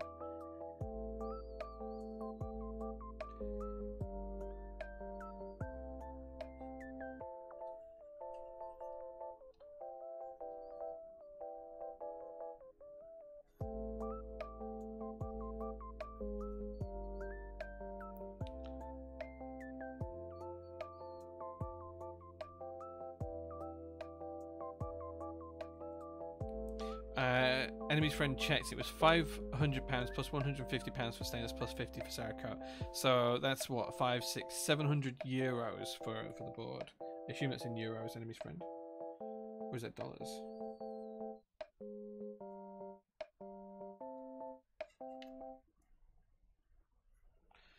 Okay, there we go. Any plans on doing regularly stocked boards? Yeah, so the Ikki Auroras are going to be regularly restocked. We're working with Gion to bring some of the Gion Works boards over as well. So Gion's boards should start to be stocked in the UK alongside other vendors at some point soon. It's not confirmed yet, but Gion and I have talked about it. Yeah, there's also some J series boards that I want to bring in stock as well. We're working on a couple of new designs for those that just started and kicked off this weekend. So yeah, we are trying to bring stuff in stock more often. Okay, so that's the top case on. So what I can do now is I can screw it together. And remember, this is where the instructions said we had to go ham, right? So let's go ham. We have to screw it together being diametrically opposed.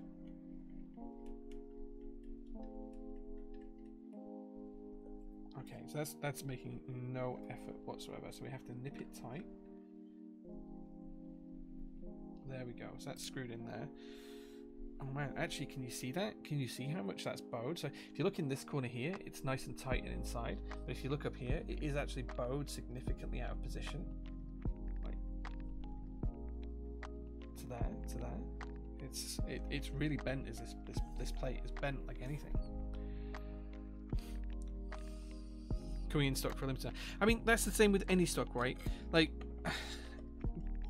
we can't keep stuff just in stock permanently, because then we'd just have stock forever, and that's not what any store really wants. Like, I can try and keep it in stock as much as possible, and we can re-get stock when things sell out, but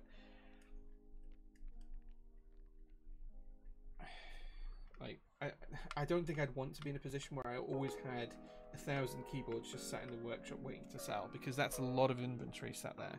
And I'd rather do other things like bring new switches and stuff to the community with that kind of cash that's just sat there. Okay, so this one's not tightening up. We need to put more pressure on.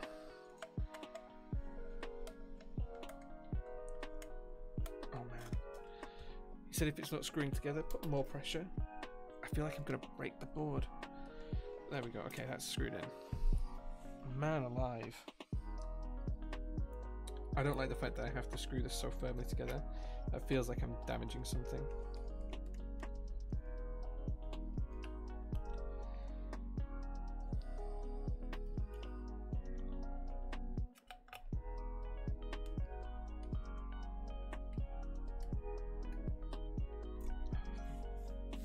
Like, how hard do I have to press this?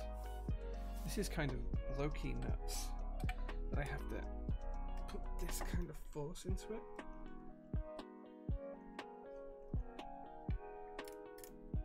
There we go.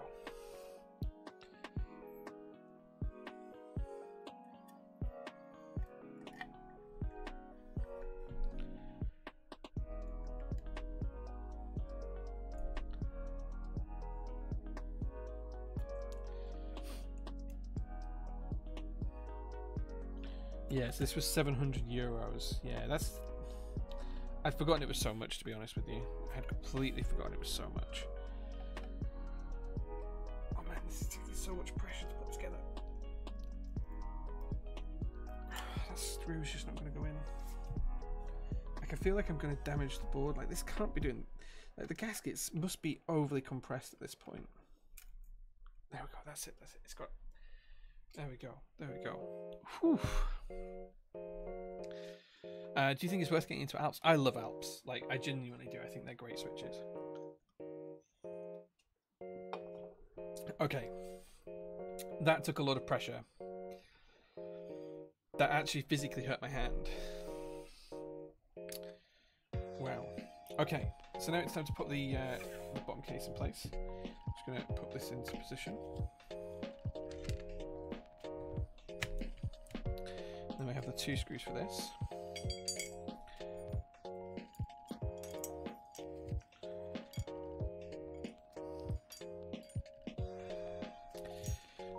I don't know. I think it's a tolerance issue. If I'm completely honest, Anarchy. I think it's like a tolerance thing.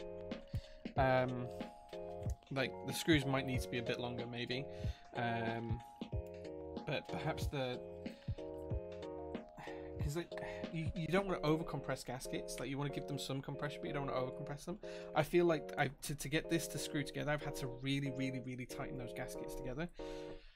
Like more than was reasonably expected, or more than would be reasonably expected, sorry. Okay, time to install the strip feet. This would be much nicer if these were injection molded. I appreciate it's only a prototype, but like stripped gaskets, stripped rubber for the feet, it just feels a little bit disingenuous on this build.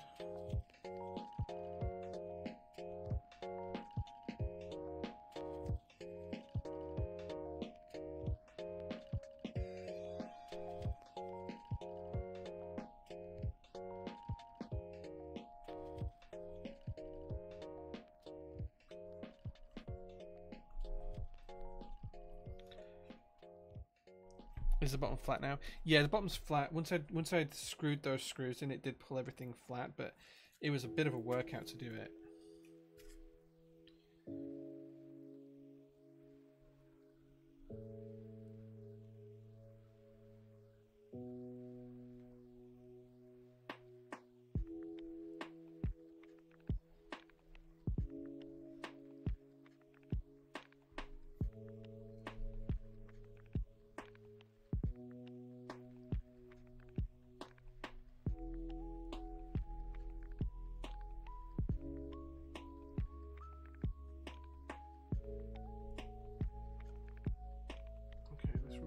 Feels like it's just a touch too long. Okay. Well, the adhesive on this rubber foot isn't great either because it's peeling off very easily, but it feels like it's just a little bit too long as well.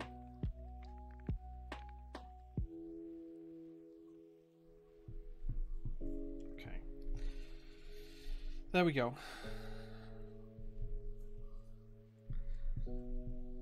There we go. Board's built. It's a chunker. It does look good though. I've got to be honest, this color is amazing. Like this color is so good.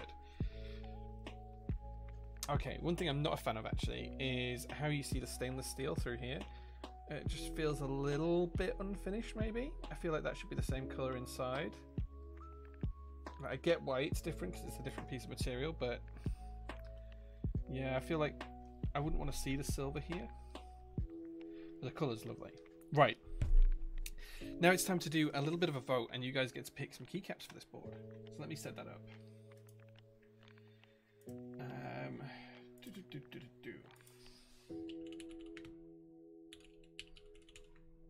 So you guys are going to have a choice of a few different sets. You're going to have GMK Skydolch. You're going to have GMK Olivia.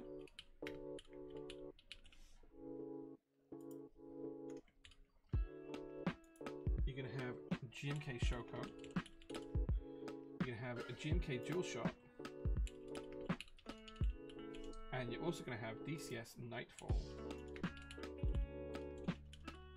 So I'm going to set that poll going. While that poll's going, I'm going to show you guys the keycaps that you can pick for this, and then all you need to do is just click in the bow. The first one is GMK Sky Dolch Teals and Greys, basically Dolch with teal. The second choice is GMK Olivia. We all know and love this set. Third choice today is going to be a GMK Shoko, which should match the purple pretty nicely. Crushed Orchid. Finally, we have GMK Jewel Shot. That's it for your GMK set. And then the final non-GMK set is a DCS Nightfall. So there you go, guys. Those are your choices. Please do vote in the poll. Jewel Shot is winning by a healthy margin right now. So if you guys want to see any of those other key sets, you guys need to vote pretty quickly. While I'm doing that, let's just catch up. Raidstream says, are you seeing a shift towards having more stock because of COVID? I've noticed, like, in your everyday stores. So more through the fact that the business is growing, we have more stock these days than the fact that we're actually aiming to have more stock. We're just buying more and more products, not necessarily greater quantities or more often, just more different products. That tends to be where we're going. We talked about the long screws. I remember when first hearing about gasket mounting, coming from an engineering background, it confused the hell out of me. That's why often people said it was for flex bouncy. Yeah, so in my head, in my engineering head, gasket is a seal, right? Not something to create a bouncy thing. It's kind of a weird naming for it. I don't agree with calling it gasket mount solution personally, but that's just the nomenclature that the hobby has decided it is. It's fine. It is what it is. These are shrimp switches, yes. Endo Functo Zero. They are shrimp switches, yes. Silent tactiles, yeah. I actually like the accent there, but I have to say it looks better with the Robin's Egg Blue than with the Crushed Orchid. The Crushed Orchid is a great colour, I just don't like the stainless steel through there. Jay, does your plate move inside the case like we saw on the other Pneumas from the private run? Maybe not, since you tightened the screws pretty tight. I had to tighten the screws pretty tight to get it. The plate does not move at all. Oh no, it does move. It does move. Oh shit, let me show you. Look, see if you can, if you watch here, can you see that? It's moving inside the case. Can you see that? Oh gosh, it moves, look, it moves. It does move. I suspect that that's to do with these slow return. Oh my god. Wait, what's causing that? Look at this. Look at this.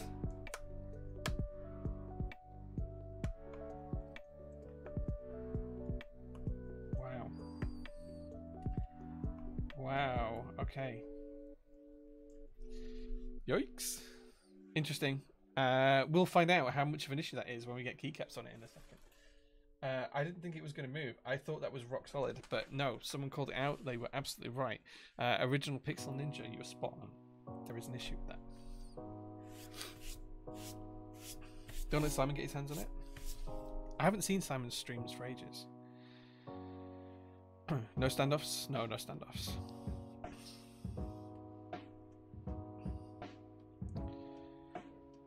You think it's because it evolved from O-ring? Yeah, O-rings are gaskets, or traditionally used for gaskets, and that's probably where it came from in keyboards, but they're not actually used as a gasket in a keyboard. They're used as a mounting method. It's a little bit different. Okay, Dual Shot is still winning, guys. If you want to beat Dual Shot, you're going to need to do something special, because it's about a minute left and it's stealing away with 41% of the votes. Nightfall is coming in a hot second, though. Good to see some DCS up there at 29%, followed by GMK Shoko. Nobody wants to see GMK Olivia, and no one wants to see, well, one person wants to see GMK Olivia, and one person wants to see GMK Sky Dolch. So in effect, nobody wants to see either of those two sets today. Let's see if we can beat Dual Shot, if Dual Shot's going to make it. There's about a minute left, guys.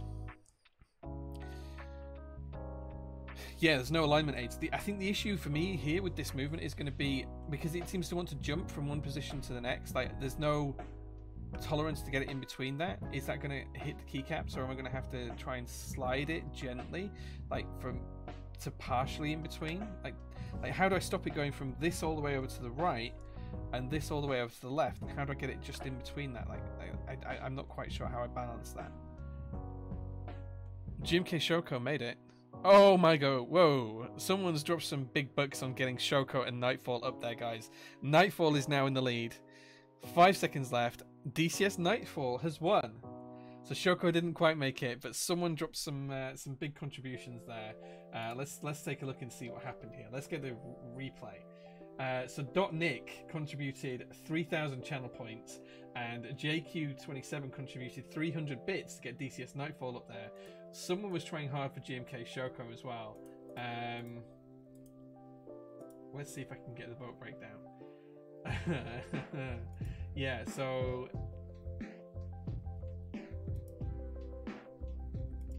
what happened with Shoko? Yeah, so Nick, Drunk Barista, and Akshadev, they all tried to get GMK Shoko up there, but JQ27 with the bits managed to get DCS Nightfall over the line. Wow. So there we go, guys. You can vote with your wallets. DCS wins. Right, DCS Nightfall it is. First stream that we've not used GMK in a long time. Right. DCS is way underutilized in this hobby, and of course you have the magnificent 10 new Spacebars as well. Here's me hoping that this has compatibility for this board. I should have checked that before I gave it as an option, right? Okay, let's go with the X and enter. That's not catching.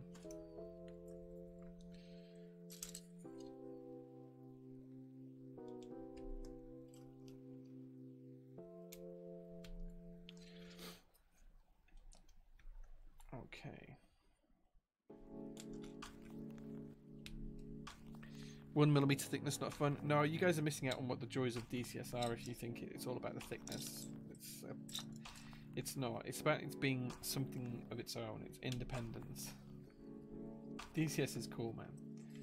And it's way underutilized in this hobby. Like, way underutilized.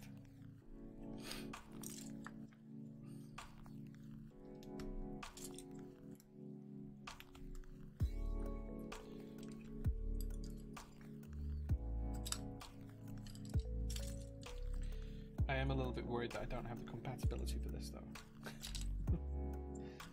We'll see. We'll see. We'll see when we get there.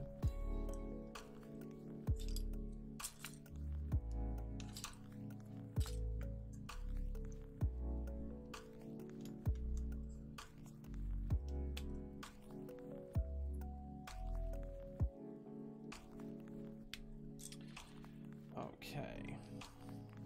It's just nice to see it for a change once in a while on the same GMK. You got most of the ISO. Should be home free now. Yeah, maybe. Maybe. We'll see. I think this actually has UK ISO in it. I think it has UK ISO. I might be wrong, but I could be right. I could be right, guys. I could be right. This could have UK ISO in there. I'll have to wait and see.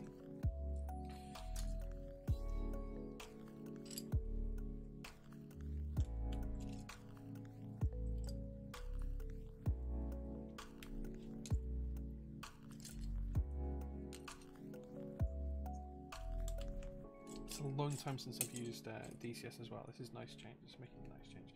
Yeah, look, see, this is what let's finish the board. Let's finish the build and I'll show you what I'm talking about here.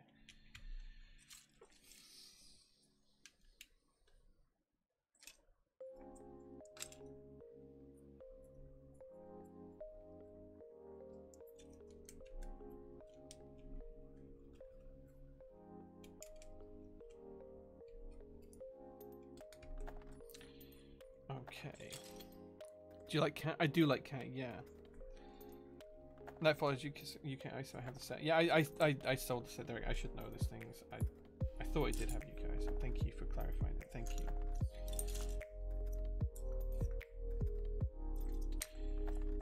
Okay. Wait. What? We've messed this up. We've messed this up. Yeah, that's right.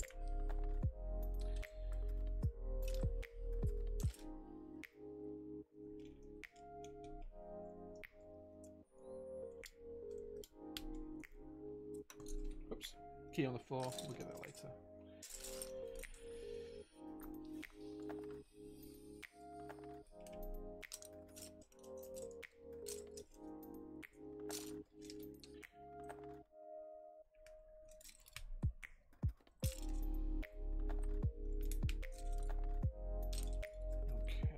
slowly getting there. Slowly.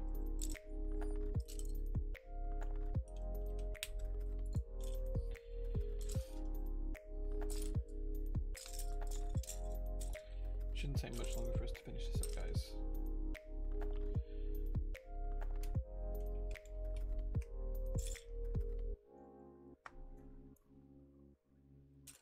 Oh, we do need the FN key. That goes there.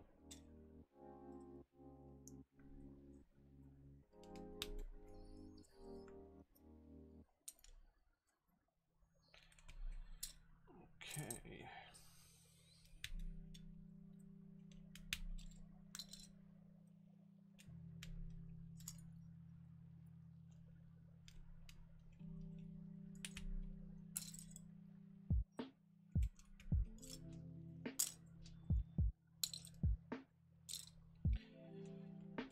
I can't remember even what the last DCS I used was. Probably DCS Twilight. If you guys remember that set, DCS Twilight, that's probably the last one I used.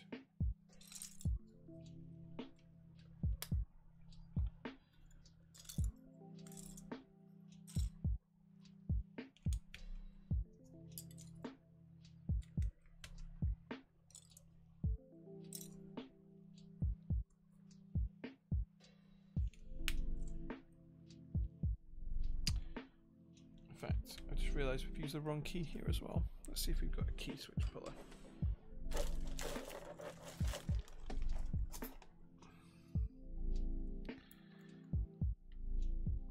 You got Cat Crusader? Nice. Cat Crusader's a cool set.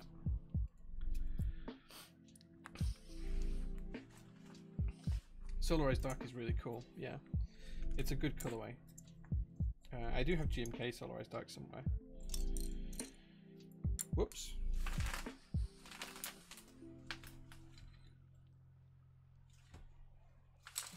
Okay. Slightly concerned that we haven't found all the keys that we need here. We've only got a few left to go.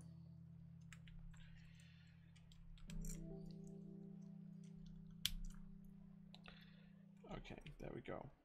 And then we need the 7U spacebar, which I believe is this one. Yeah. No worries, man. I just thought you were expressing your thoughts on it. Are you guessing the SA Polyclear transparent SA set? Probably not. No, probably not.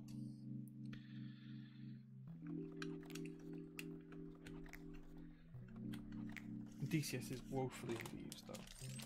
I think we need to see more DCS. That 10U spacebar, guys. Like, maybe I should have built this with a 10U spacebar and just had the whole spacebar take up that space there, right? Just have a huge spacebar on it.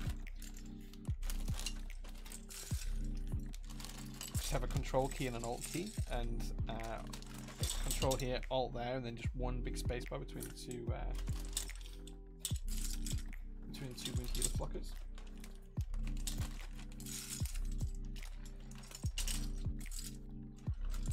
I mean, they're made from the same plastic, JQ. This is ABS plastic as well.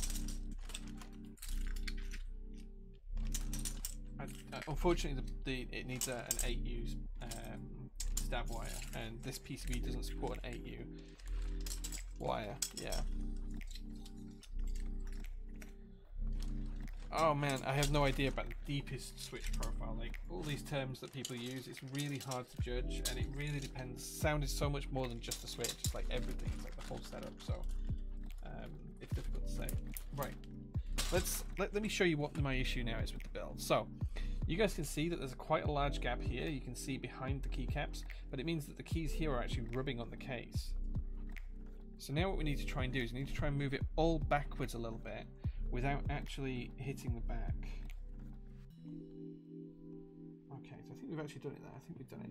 And now we need to move it that way without hitting the sides again.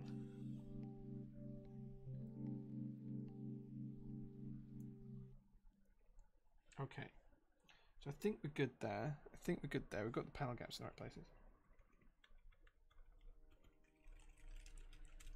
Okay. There's a little bit of movement. Like, it's difficult to show you, but there is a little bit of movement from the gaskets. Not much, like maybe a millimeter or so. Half a millimeter, maybe half a millimeter movement, something like that. Interesting. Should we see what the board sounds like?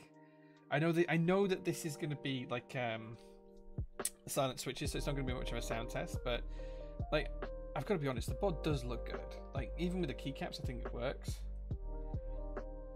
I think my biggest gripes with this, honestly, the biggest gripes. I appreciate that it's a prototype, so I've got a few gripes. Let's list them. Firstly, the plate, the actual carbon fiber plate, that needs adjusting tolerances for bigger stabilizers, because most people use Duroc or C3 stabilizers. That's going to need to be adjusted for this. And I don't know if the ANSI one was the same. I only have the ISO one, so that's the first thing that needs adjusting.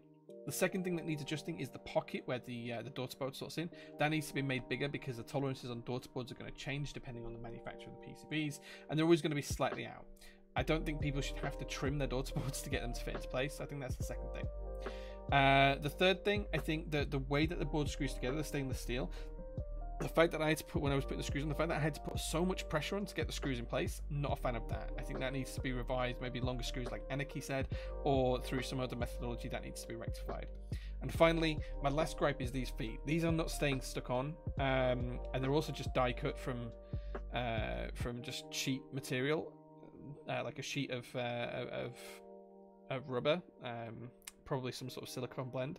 I think something that was injection molded would be much nicer, and I think just doing like 4 little corner feet is much nicer. I don't like these big long strips. I think it just detracts from the look of the board. So those are the negatives. Positives before we type on it. I think the design looks really cool. I think the color is amazing. I think the design is really nice. I do kind of like his little logo here, and I think the machining is fantastic. Most of the machining on this is spot on. It's absolutely superb. The color and the Cerakote finish is really, really nice, and this is my second Salvan Cerakoted board, and it's a huge improvement on the first. The final gripe I have is the fact that you can't align the plate very easily. You have to adjust it slightly, and it just wants to pop from side to side like I showed you. So to get it just right took a little bit of effort, and for a newbie doing that, I don't think it's fair. 10U support would be nice, but I'm not going to force it on the guy. But other than that, I think the board looks great. Like, the board looks great. Final thing, I'm not kind of sure that I like the fact that you can see the silver stainless steel behind where the USB is. I think that should be all one color. I'd probably just change the USB port so it was slightly different and it didn't have that contrast to it. But that's just a personal minor thing. Other things I like the bezels on the board. I like that the front and rear are wider than the sides. That just visually appeases me. I really, really like it. I like the roundings of the corners, but I wish it was carried more into the roundings of the wing keyless blockers. I know most people aren't going to like that, but I think these are a little bit too square considering the rounded edges of the rest of the board. And I'd be interested to see if we had this chamfer done so it was less of a chamfer. I think that more rounded rather than having a chamfered edge would be nicer as well. But again, that's just personal preference. So there we go. Yeah, if the base was black, it'd be okay. Seeing that USB port, if the base was black, that would be alright. I'd be comfortable with it, but I'd rather have it board colored, I think. I mean, I think this is actually like 3mm or maybe even 4. That's kind of like a big chunk there. But I'd like to see it rounded over. Just have it as a rounded over edge. I think that'd be nice. You know, rounded over, just like this corner is here. Just rounded over here, like this is rounded here. Just have that here. I think that'd be nice.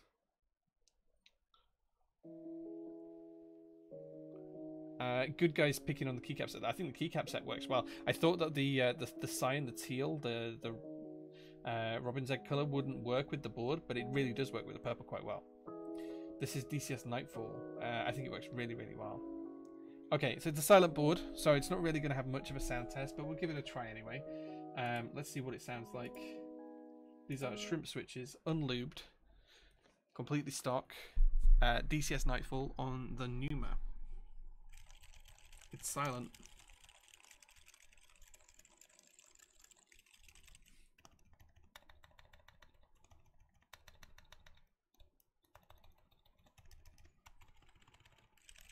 It's silent. It's a silent keyboard, guys. That's actually pretty nice, to be honest. That's actually pretty nice. The switches feel great, though, actually. This is the first time I've used these switches.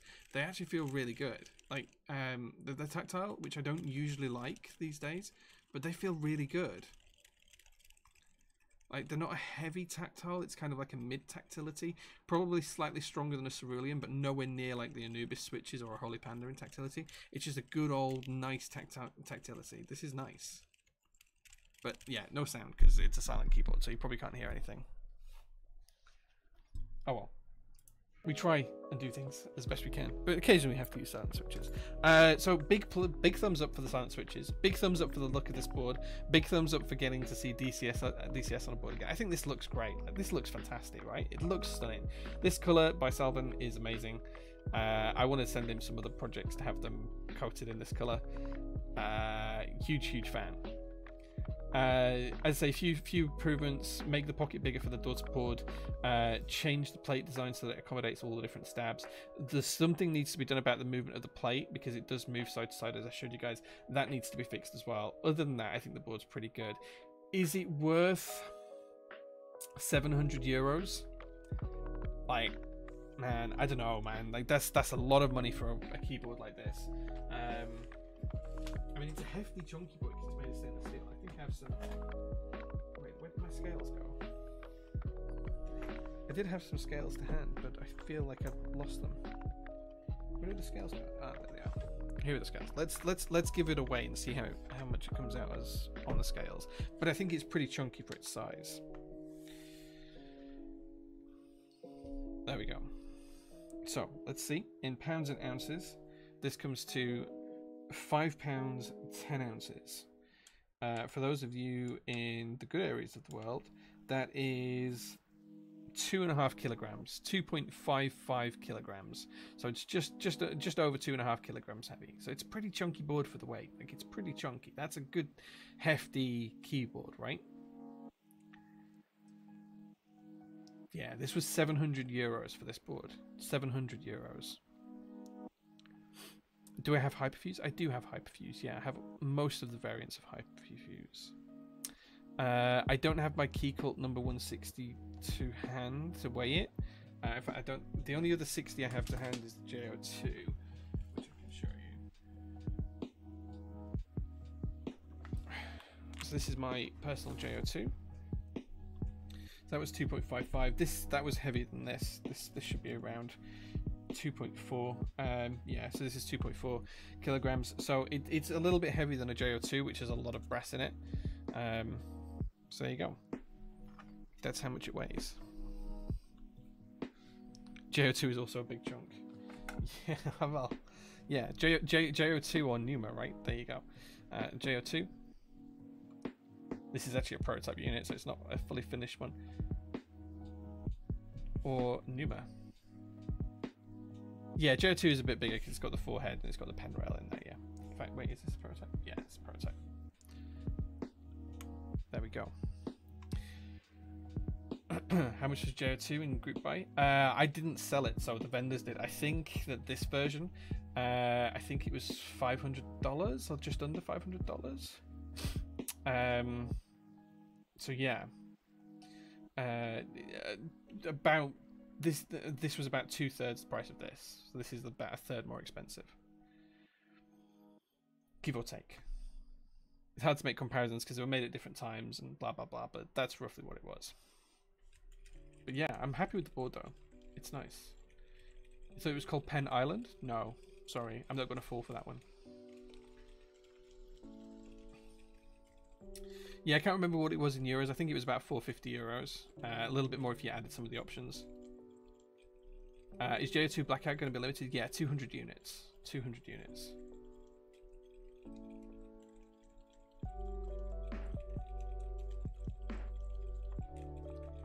I mean, without the brass, it would have been 550. You mean the stainless steel? Yeah, if it hadn't been stainless steel and it had been aluminium, yeah, it would have been lighter than the JO2 then, though. Yeah. Yeah. But that'd be like saying, well, if we had the JO2 without brass, right? It's like, Blackout will be wing keyless only, yeah. So Blackout is basically going to be this, but wing keyless, and the pen rail is going to be shiny black, and the mid piece will be shiny black. There you go. That's what Blackout's going to be. We should be announcing dates and prices for that relatively soon. I want to hope that by the end of this month I've got the dates and prices announced for that. So I'm just chasing down the final few quotes for it, and then we'll have some pricing, and JO2 Blackout Edition will happen soon.com. So there we go.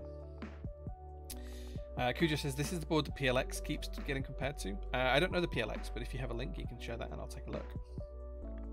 But yeah, wing keyless only for the Blackout. Okay, guys, so I think that's it for the stream. Now it's time to find someone to raid. Hey, thanks very much for joining the stream. We're just literally about to finish up now. We're going to find someone to raid. If you guys have any suggestions on who you'd like to see us raid, let me know. Let's see who is live. Oh, Hippio's live. Let's raid Hippio. His set, Infinity Delight, is in its last day today, guys. If you're interested in that, you can go buy it. But let's go raid Hippio. I'm gonna check him a follow first of all. And then we're going to go raid Hippio. So wish him all the best on his keycap set, Infinity Delight. Let's do that. Let's just wish him all of the best. Thank you so much, guys, for being here.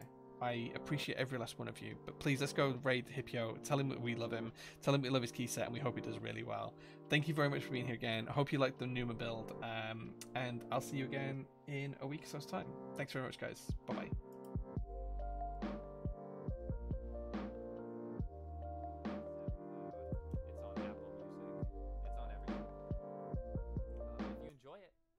Please share it. I would genuinely appreciate it.